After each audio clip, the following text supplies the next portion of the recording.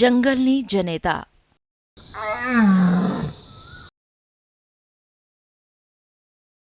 બની ઝૂમાં પ્રણેતા.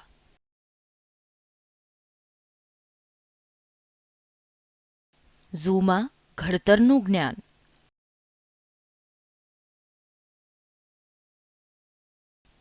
એક રાધા એક રાણી.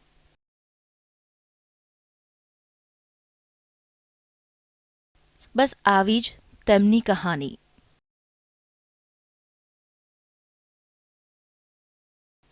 તે જોઈ રહ્યા છે તે શમણા સુખી સંસારના. તે જોઈ રહ્યા છે સપના સુખી પરિવારના. કદાચ આ જ કલ્પનાને હકીકતમાં પરિવર્તિત કરવા કરાયો છે એક નવતર પ્રયોગ.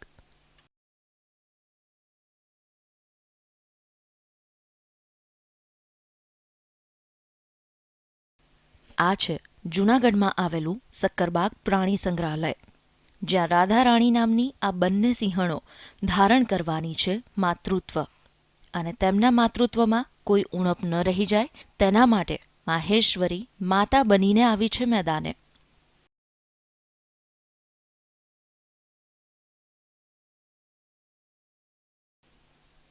માહેશ્વરી કોણ છે તે પણ તમને બતાવીશું, પણ રાધા રાણીના માતા બનવાની ખુશી પણ એકવાર જોઈ લો.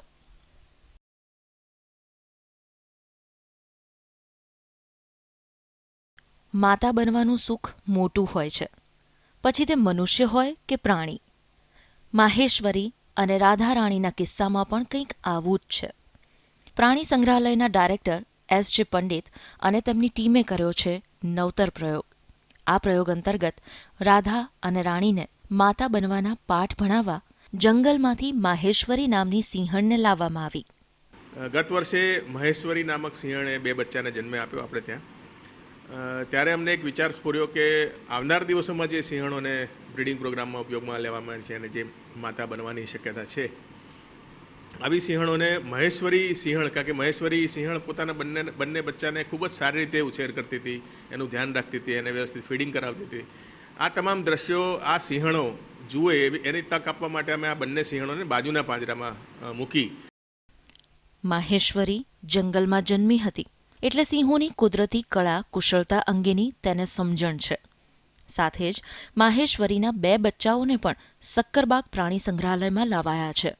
આ બંને બાળસિંહો સાથે માતા કેવી રીતે વર્તન કરી તેમનો ઉછેર કરે છે તે રાધા અને રાણી નામની સિંહણો જોઈ રહી છે અને શીખી રહી છે માતૃત્વના પાઠ.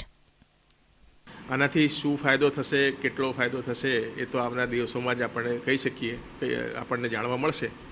હાલમાં આ જે બંને સિંહણો છે એ ગર્ભવતી છે અને અમે આશા રાખીએ કે આવનાર દિવસોમાં એને બચ્ચાનો જન્મ આપશે અને કેર લેશે. એશિયાઈ સિંહો માટે સક્કરબાગ પ્રાણી સંગ્રહાલયની દુનિયાભરમાં નામના છે.